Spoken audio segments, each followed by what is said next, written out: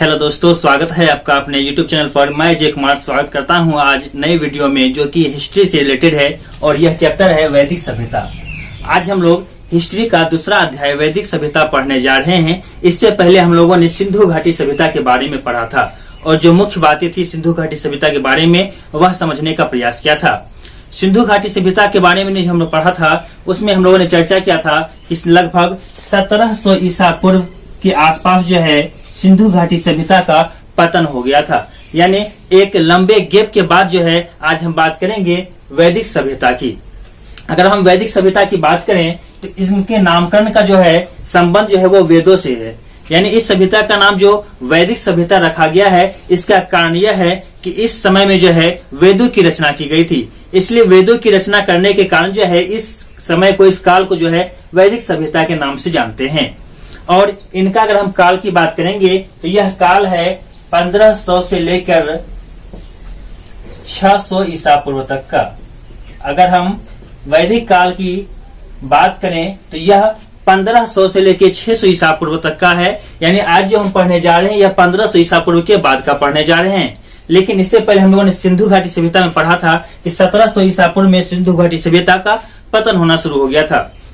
इसके बाद लगभग 200 वर्षों तक जो है कोई ऐसी सभ्यता का पता नहीं चला जो कुछ खास रहा हो। लेकिन कई सारे ऐसे विद्वान भी हैं जिनका कहना है कि 1500 ईसा पूर्व तक जो है वह हड़प्पा का काल था। और क्योंकि हड़प्पा सभ्यता के पतन का एक कारण दिया जाता है वो है आर्यों का आक्रमण या बाह्य आक्रमण। और बाह्य आक्रमण में अक्सर आर्यों की ही चर्चा होती है कि आर्यों के आगमन के समय जो है वे हथियार लेके आए हुए थे और सिंधु घाटी सभ्यता के लोगों को जो है लगभग सभी को जो है खत्म कर दिया। और इसके बारे में एक ऋग्वेद में पुष्टि भी होती है जिसमें कि इंद्र को जो है पुरंदर कहा गया है, जिसका अर्थ होता है किला विनाशक। और यह इंद्र जो है आर्यों के एक प्रमुख देवता थे। इसलिए इस पक्ष में भी कुछ बातें आती है कि आर्यों के आगमन के बाद जो है सिंधु घाटी सभ्यता का पतन हुआ। उन आर्यों ने ही सिंधु घाटी सभ्यता का जो है खात्मा कर दिया। और जो इंद्र हैं वह उनके प्रमुख देवता थे जिन्हें किला विनाशक यानी पुरंदर कहा जाता है। तो एक कारण हड़प्पा सभ्यता के विनाश का जो है वह बताया जाता है आर्यों के आक्रमण के कारण जो है विनाश हुआ है, खत्म हुआ है। और हम इन्हीं आर्यों के बारे में आज पढ़ने जा रहे हैं जिनका काल है 1500 से 600 ईसा पूर्व। तो इसके संबंध में कुछ विशेष बातों को जानने से पहले हम यह जान लें कि इसी काल में जो है वेदों की रचना हुई थी। इसलिए इस काल को जो है वैदिक सभ्यता के नाम से जाना जाता है। और अगर हम बात करें हमारी भारत की सभ्यता की तो हमारी भारत की सभ्यता कुछ जो है उल्टी रही है। अगर हम सिंधु घाटी सभ्यता की बात करें तो वह एक पूर्ण रूप से नगरीय सभ्यता थी और अपने नगरीय सभ्यता के कारण ही जो है वह विश्व प्रसिद्ध भी रही थी। इसके बाद जो वैदिक सभ्यता आती है यह पूर्ण रूप से ग्रामीण सभ्यता होती है। यानी हमारे भारतीय सभ्यता की अगर हम बात करें तो पहले नगरीय सभ्यता थी, फिर ग्रामीण सभ्यता हुई। यानी कुछ उल्टे क्रम में चल रहे हैं, लेकिन हमें इसी क्रम में पढ़ना है और याद रखना है। तो आज जो हम चर्चा करने जा रहे हैं यह वैदिक सभ्यता से संबंधित है। इसके बारे में सबसे पहले कुछ हम महत्वपूर्ण बातों को जानेंगे जो कि पॉइंट वाइज दिया गया है। और इसके बाद 2 वीडियो और आने वाले हैं जिसमें कि हम पूर्व वैदिक काल और उत्तर वैदिक काल को बारी बारी से अच्छे से जानेंगे। और इस वीडियो में हम वैदिक काल से संबंधित पूरा परिचय समझने का प्रयास करेंगे। तो सबसे पहले हम बात करते हैं परिचय की। तो वैदिक काल की अगर परिचय की हम बात करें तो वैदिक काल को जो है यह 2 भागों में बांटा गया है। एक है पूर्व वैदिक काल और दूसरा है उत्तर वैदिक काल। अभी हमने जाना कि वैदिक सभ्यता जो है वैदिक काल वह 1500 से 600 ईसा पूर्व का माना जाता है। वैदिक सभ्यता को पढ़ने के लिए 2 भागों में बांटा गया है जिसमें से पहला है पूर्व वैदिक काल और दूसरा है उत्तर वैदिक काल। पूर्व वैदिक काल में जो है ऋग्वेद की रचना हुई थी, इसलिए इसे ऋग वैदिक काल भी कहा जाता है। इसे ऋग वैदिक काल भी कहा जाता है क्योंकि इसी काल में जो है पूर्व वैदिक काल में ऋग्वेद की रचना हुई थी। बाकी जो वेद हैं उनकी रचना उत्तर वैदिक काल में हुई थी। तो वेदों की रचना के आधार पर जो है इस काल को यानी वैदिक काल को जो 2 भागों में बांटा गया है, साथ ही साथ धातु के आधार पर इसे बांटा गया है। यानी जो पूर्व वैदिक काल था यहाँ पर जो सबसे प्रमुख धातु हुआ करता था वो था तांबा। और अगर हम उत्तर वैदिक काल की बात करेंगे तो यहाँ पर जो प्रमुख धातु था वो था लोहा। ऋग वैदिक काल में लोहे का ज्ञान नहीं था, लेकिन उत्तर वैदिक काल में लोहे का ज्ञान हो गया था। तो इस धातु के आधार पर तथा वेदों के आधार पर जो है इस काल को यानी वैदिक काल को जो है 2 भागों में बांटा गया है। पहला है पूर्व वैदिक काल जिसे कि ऋग वैदिक काल भी कहा जाता है, और दूसरा है उत्तर वैदिक काल। इसके बाद हम बात करते हैं वैदिक शब्द की। तो वैदिक शब्द जो है यह वेद से लिया गया है और जिसका अर्थ होता है ज्ञान। अब हम बात करते हैं कि इस वैदिक सभ्यता के निर्माता कौन है, जिससे कि हमें यह पता चलेगा कि वैदिक सभ्यता जब अस्तित्व में आई सिंधु घाटी सभ्यता के बाद, तो आखिर इनके निर्माता कौन हैं और वो कहां से आए थे, इनके बारे में हम जानते हैं। तो सबसे पहले हम निर्माता की बात करते हैं। तो वैदिक सभ्यता के जो निर्माता हैं वह आर्य को माने जाते हैं, यानी आर्य को ही वैदिक सभ्यता का निर्माता माना जाता है। और ऐसा माना जाता है कि आर्यों के आगमन के बाद ही जो है वेदों की रचनाएं हुई, और इसलिए इस काल को जो है वैदिक काल कहा जाता है। वैदिक सभ्यता के निर्माता हैं वो आर्य को माना जाता है, और आर्य जो है यह संस्कृत भाषा का शब्द है और इसका अर्थ होता है श्रेष्ठ, उत्तम या कुलीन। और अगर हम यहाँ श्रेष्ठता की बात करें तो यहाँ जातिगत श्रेष्ठता नहीं बताई जाती है, यहाँ पर भाषागत श्रेष्ठता को बताया गया है। यानी यहाँ पर जो है श्रेष्ठ का मतलब जाति से नहीं है, श्रेष्ठ का मतलब है भाषा से, यानी ये लोग भाषा में श्रेष्ठ थे, इसलिए इनको श्रेष्ठ कहा गया है। यानी यहाँ पर जातीय कोई उच्च नीच की बात नहीं है, जातीय कोई जो है श्रेष्ठ या निम्न की बात नहीं है, यहाँ भाषा के आधार पर इनको श्रेष्ठ बताया गया है। इसके बाद हम बात करते हैं सभ्यता।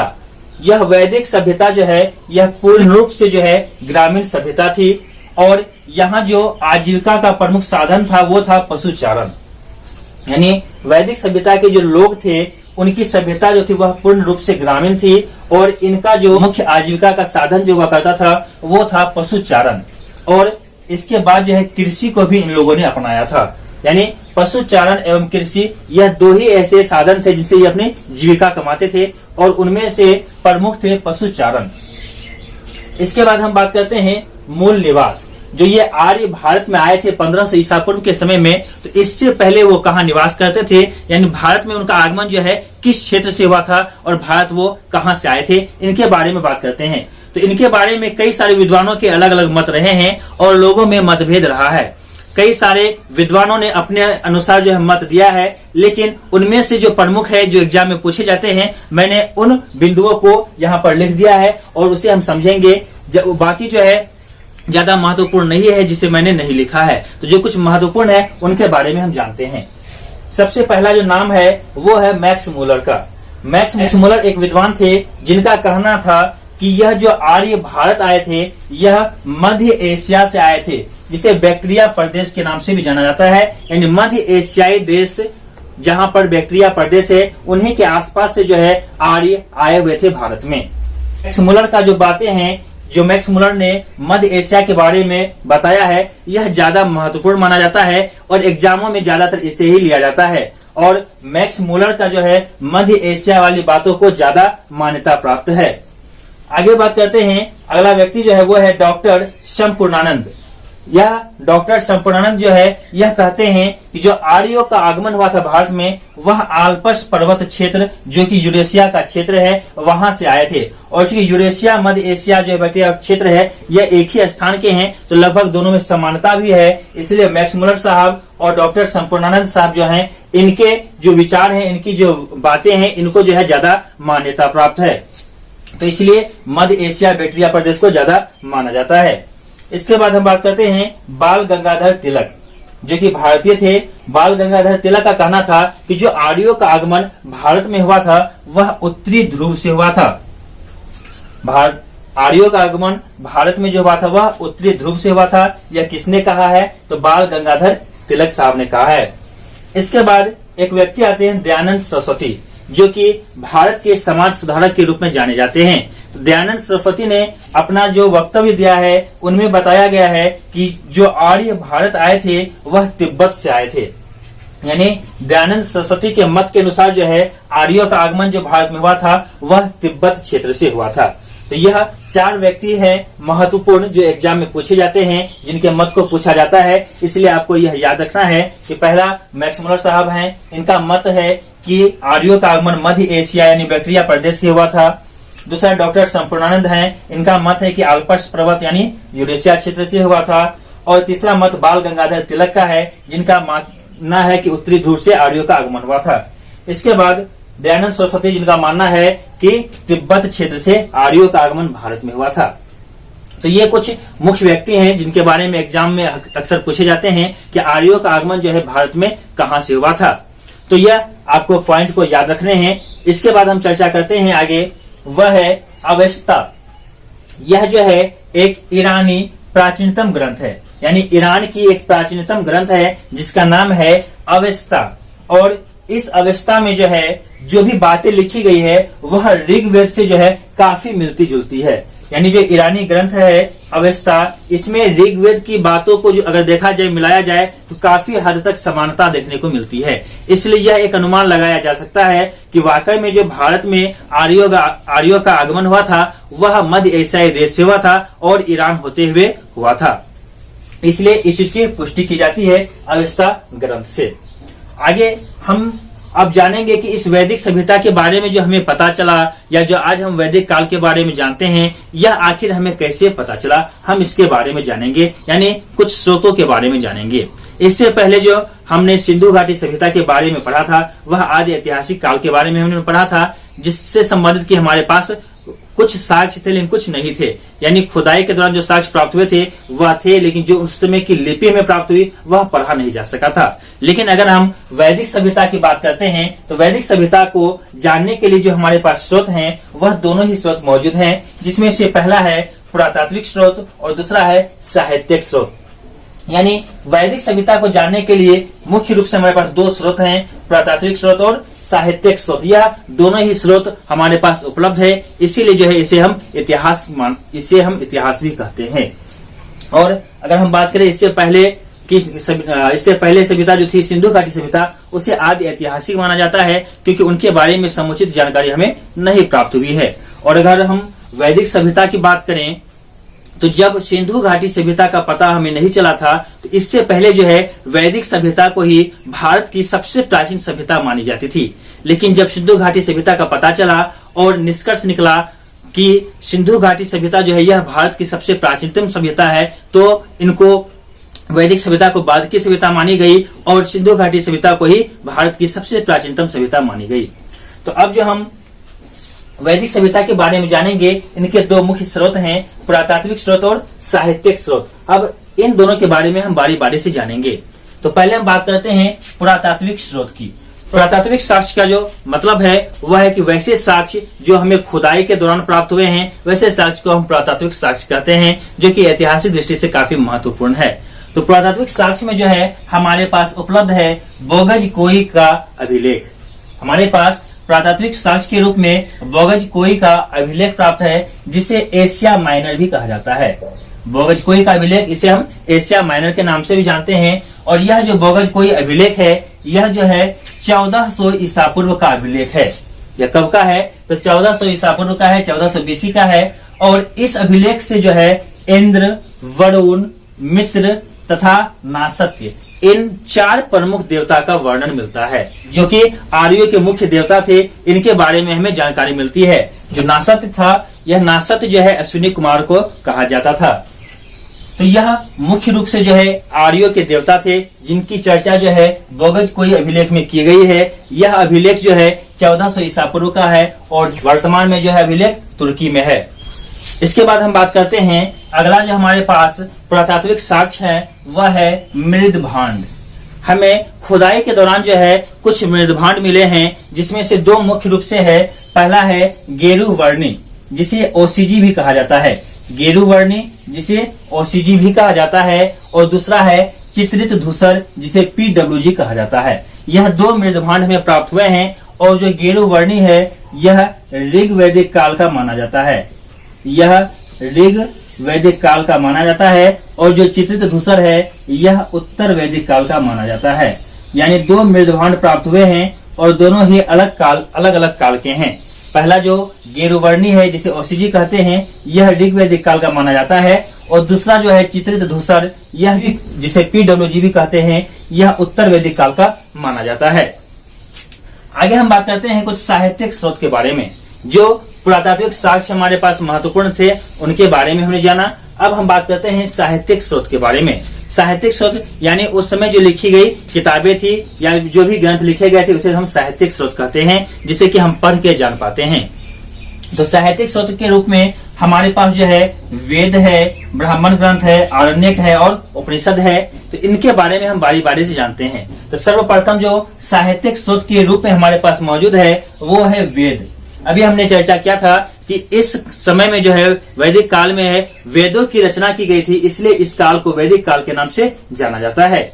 तो इसमें जो वेदों की रचना हुई थी यह एक साहित्यिक स्रोत के रूप में है, जिनसे कि हमें उस समय के यानी वैदिक काल के बारे में पूरी तरह से जानकारी मिलती है। यानी साहित्यिक स्रोत के रूप में जो वेद हैं, तो वेदों की रचना की गई थी। और वेद जो है यह 4 प्रकार के थे। पहला ऋग्वेद, दूसरा सामवेद, तीसरा यजुर्वेद और चौथा अथर्ववेद। इन चारों वेदों की रचना की गई थी वैदिक सभ्यता में, जिनमें से ऋग्वेद की रचना जो है ऋग्वैदिक काल में की गई थी और बाकी जो सामवेद, यजुर्वेद और अथर्ववेद है इनकी जो रचना की गई थी यह उत्तर वैदिक काल में की गई थी। तो साहित्यिक स्रोत के रूप में जो हमारे पास सबसे जो पुराना और सबसे प्राचीनतम ग्रंथ जो वेद माना जाता है यह एक प्रमुख स्रोत है। इसके बाद वेदों के बारे में कुछ और खास बात हम जानते हैं। वेद को अपौरुषेय कहा जाता है।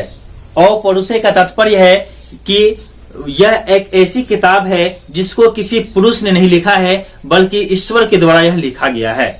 यानी इनकी जो रचना की गई है यह पुरुषों के द्वारा नहीं की गई है, ईश्वर के द्वारा की गई है, इसलिए इसे अपौरुषेय भी कहा जाता है। वेदों को अपौरुषेय भी कहा जाता है। क्यों? क्योंकि इसकी रचना जो है वह किसी मानव ने नहीं किया है, बल्कि ईश्वर ने किया है, इसलिए इसे अपौरुषेय कहा जाता है। आगे बात करते हैं संकलनकर्ता। वेदों के जो संकलनकर्ता है वह महर्षि कृष्ण द्वैपायन वेद व्यास जी को माना जाता है। यहाँ पर रचना की बात नहीं हुई है, यहाँ पर संकलनकर्ता की बात हुई है। यानी अलग अलग जगहों से लाके एक संकलन करने का काम जो किए थे, जमा करने का काम किए थे, वह थे महर्षि कृष्ण द्वैपायन वेद व्यास। इनके द्वारा जो है वेदों का संकलन किया गया था। तो वेद के बाद जो अगला हमारे पास कुछ साहित्यिक स्रोत हैं वह है ब्राह्मण ग्रंथ। उस समय कुछ ब्राह्मण ग्रंथ भी लिखे गए थे, यानी वेदों को आसान भाषा में पढ़ने के लिए जो है ब्राह्मण ग्रंथ की रचना की गई थी। वेदों की जो रचना हुई थी यह मुख्य रूप से संस्कृत में हुई थी और जिसे आम लोग सभी नहीं पढ़ पा रहे थे, इसलिए उस समय आम लोगों तक बातों को पहुंचाने के लिए तथा आम लोग भी पढ़ सके, इसलिए जो है ब्राह्मण ग्रंथ की रचना की गई थी, जो कि सरल और साधारण भाषा में थी। इसके बाद बात करते हैं आरण्यक। आरण्यक हम उसे कहते हैं जो कि जंगल में लिखा जाता है। आरण्य का मतलब होता है वन, मतलब जंगल। यानी जंगल में बैठकर जो ज्ञान दिए जाते हैं, जो बातचीत होती है, उनको जो लिखा जाता है उसी को आरण्य ग्रंथ कहा जाता है। तो कुछ आरण्य ग्रंथ भी हमारे पास मौजूद हैं जो कि जंगलों में जिनका निर्माण हुआ था। इसके बाद है उपनिषद। उपनिषद उप मतलब होता है समीप और निषद यानी गुरु के समीप जो है रह के जो विद्या का अध्ययन किया जाता है या जो ज्ञान सीखा जाता है, जो आत्मा परमात्मा की बातें होती है, उनको जो है उपनिषद में रखा जाता है। और यह उपनिषद जो है चूंकि अंतिम वेद भी माना जाता है, इसलिए इसे वेदांत भी कहा जाता है। इसे वेदांत भी कहा जाता है। यानी अगर साहित्यिक स्रोत के बारे में हम बात करें तो साहित्यिक स्रोत के रूप में हमारे पास वेद हैं, ब्राह्मण ग्रंथ, आरण्यक और उपनिषद हैं, जिनसे कि हमें वैदिक काल के बारे में, वैदिक सभ्यता के बारे में पता चलता है। और उपनिषद को हम वेदांत भी कहते हैं। और यह दोस्तों आपको जो है क्रम से याद रखना होगा। कई बार जो है इन साहित्यिक स्रोतों का क्रम लगाने के लिए भी दिया जाता है, तो वो आपको याद रखना होगा कि पहले वेद, वेद में भी पहले ऋग्वेद, फिर सामवेद, यजुर्वेद और फिर अथर्ववेद। तो पहले वेद, फिर ब्राह्मण ग्रंथ, फिर आरण्यक, उसके बाद उपनिषद, इसकी रचना की गई थी। और उपनिषद जो है यह आखिरी वेद है, इसलिए इसे वेदांत भी कहा जाता है। चलिए दोस्तों, तो अब हम कुछ वेद के बारे में बात करते हैं। और हमारे वेदों में जो सबसे पहला वेद है वह है ऋग्वेद। तो अब हम ऋग्वेद के बारे में कुछ खास बातों को जानते हैं। तो ऋग्वेद जो कि सबसे प्राचीनतम ग्रंथ है और इनके संकलनकर्ता हैं महर्षि कृष्ण द्वैपायन वेद व्यास। इनके बारे में हमने पहले भी जान लिया कि जो ऋग्वेद के संकलन करता है वह कौन है, तो महर्षि कृष्ण द्वैपायन वेद व्यास। और ऋग्वेद को जो है सबसे प्राचीनतम ग्रंथ माना जाता है। इसमें जो है देवताओं की स्तुति एवं प्रार्थना है। इस वेद में यानी ऋग्वेद में क्या दिया गया है, तो इसमें मुख्य रूप से देवताओं की स्तुति और प्रार्थना है। इसके बाद करते हैं कि ऋग्वेद में जो है मंडलों की संख्या 10 है, सूक्त 1028 और ऋचाएं 10,580। यह एग्जाम में सवाल पूछे जाते हैं कि ऋग्वेद में कितने मंडल हैं, कितने सूक्त हैं एवं कितने ऋचाएं हैं। तो यह आपको याद रखनी है कि ऋग्वेद में 10 मंडल हैं, 1028 सूक्त हैं और 10,580 ऋचाएं हैं। यह जो है ऋग्वेद के भाग हैं, पाठ हैं, और सूक्त का मतलब मंत्र से होता है। आगे हम बात करते हैं पुरोहित। जो ऋग्वेद के पुरोहित कहलाते हैं, पुरोहित का मतलब है यहाँ पर पढ़ने वाला या गाने वाला, यानी ऋग्वेद को जो पढ़ने वाला या गाने वाला था उस पुरोहित को होत्री या होता कहा गया है। इसे क्या कहा गया है, पुरोहित को होत्री या होता कहा गया है। इसके बाद बात करते हैं कि ऋग्वेद के 3 पाठ हैं। ऋग्वेद के अगर हम पाठों की बात करेंगे तो 3 पाठ है, जिसमें से पहला है शाकल, दूसरा है बालखिल्य और तीसरा है वास्कल। ऋग्वेद के 3 पाठ हैं, शाकल, बालखिल्य और वास्कल। इसके बाद हम बात करते हैं, जो हमने देखा कि अभी 10 मंडल है ऋग्वेद में, इनमें से कुछ महत्वपूर्ण मंडल हैं जिसके बारे में कि एग्जाम में सवाल पूछे जाते हैं, तो हम उनके बारे में देखते हैं। और इसमें जो है पहला एवं जो 10वां मंडल है वह सबसे नया है, इसको बाद में जोड़ा गया है। बाकी 2 से 7 तक जो है वह सबसे पुराना है, फिर 8 को जोड़ा गया, 9 को, और पहला और 10वां जो है सबसे नया है, यानी सबसे बाद में जोड़ा गया है। और इसमें कुछ महत्वपूर्ण मंडल है जिनके बारे में कि एग्जाम में पूछे जाते हैं, वह देख लेते हैं। पहला है तृतीय मंडल। तृतीय मंडल में जो है गायत्री मंत्र की चर्चा है।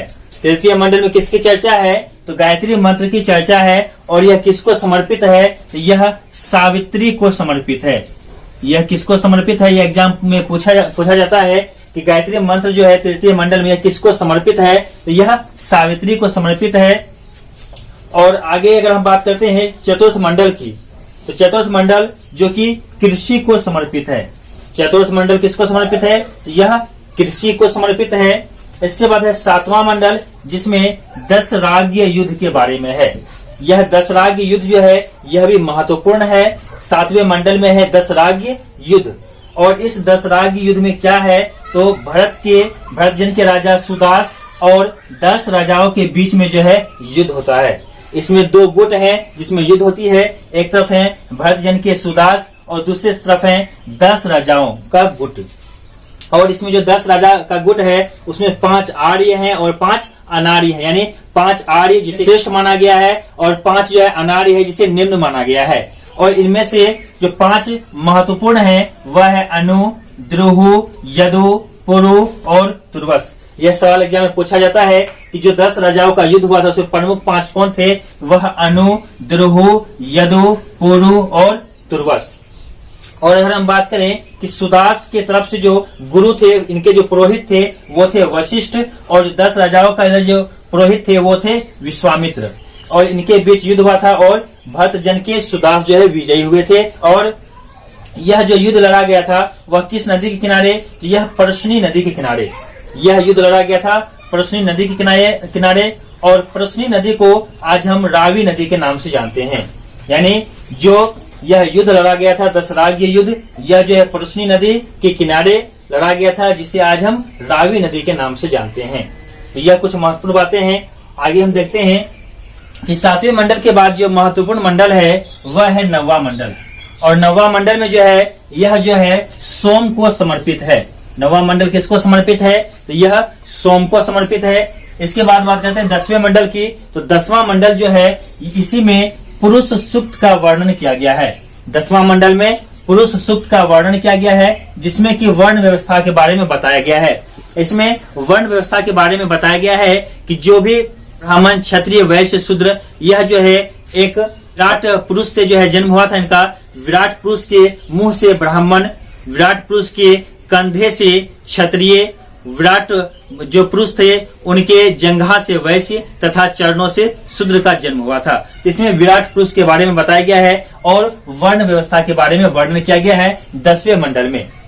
इसके बाद बात करते हैं कि जो ऋग्वैदिक काल में महत्वपूर्ण देवता थे जिनका सबसे ज्यादा उल्लेख किया गया है वह है इंद्र।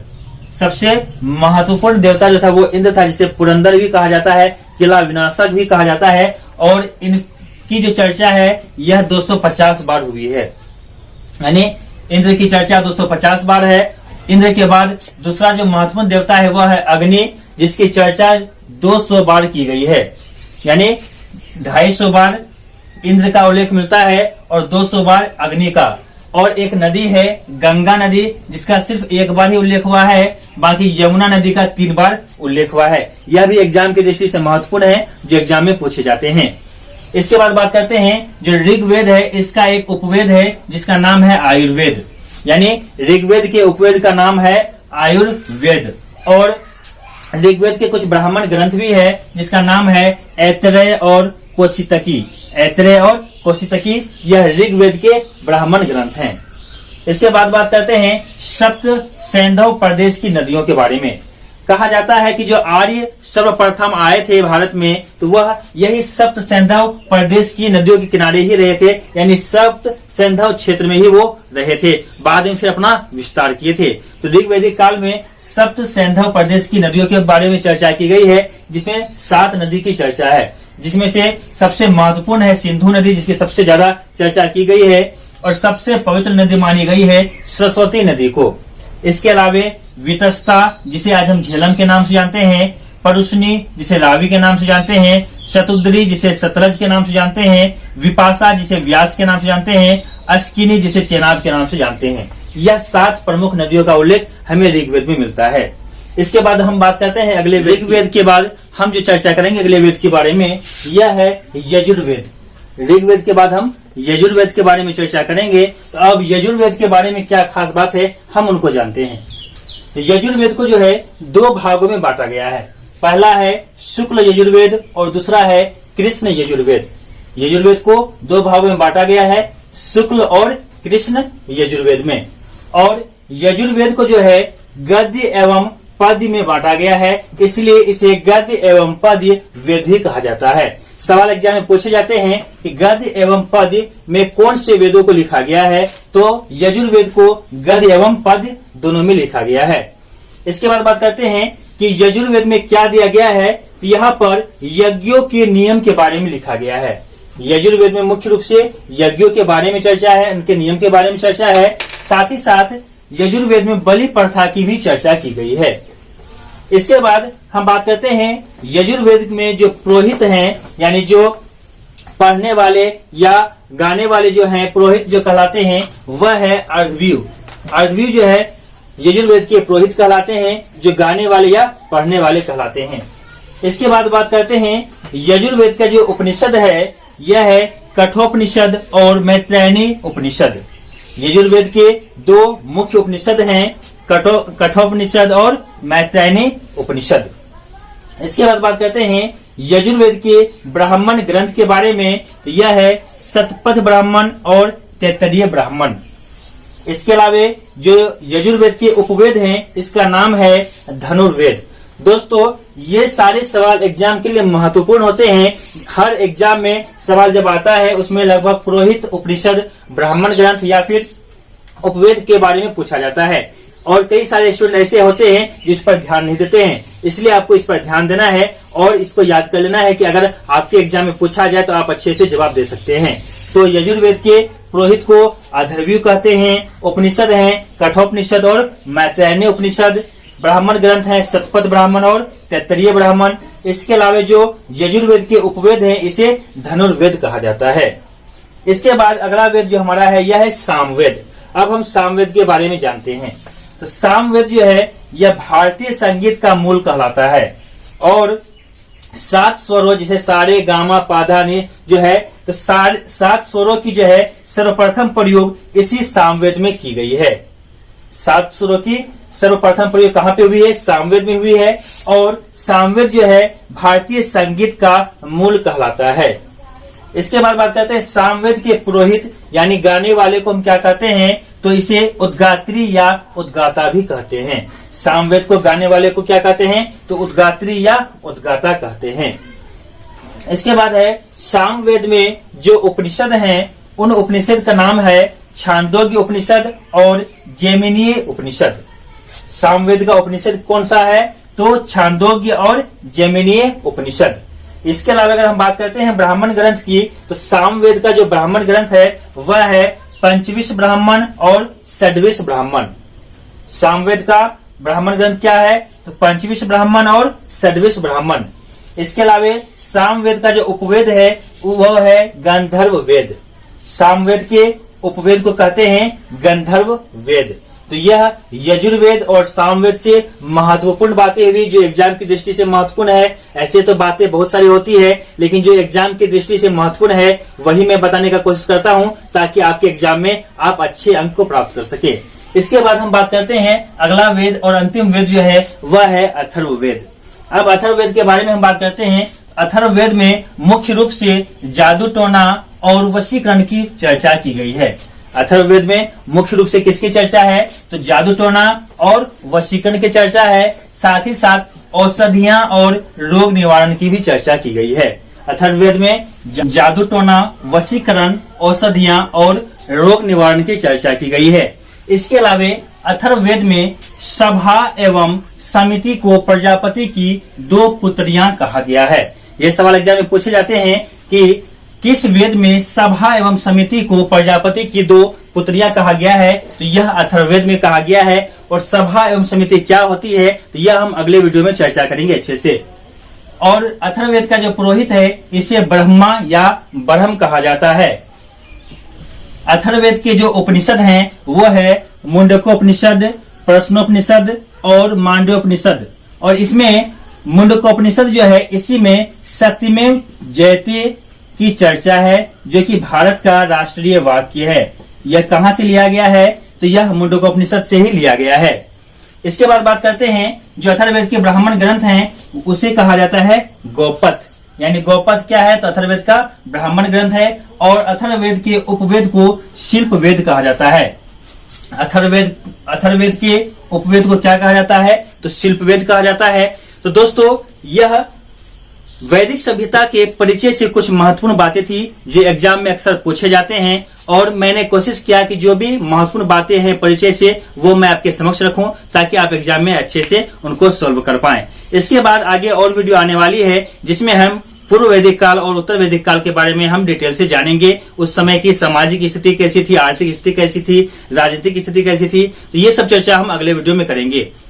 तो दोस्तों यह वैदिक सभ्यता से परिचय से महत्वपूर्ण बातें तथा जो वेदों से महत्वपूर्ण बातें थी वो हमने आज समझने का प्रयास किया। तो दोस्तों अगर यह वीडियो आपको पसंद आया हो तो आप लाइक अवश्य कीजिएगा, कमेंट करके हमें बताइएगा।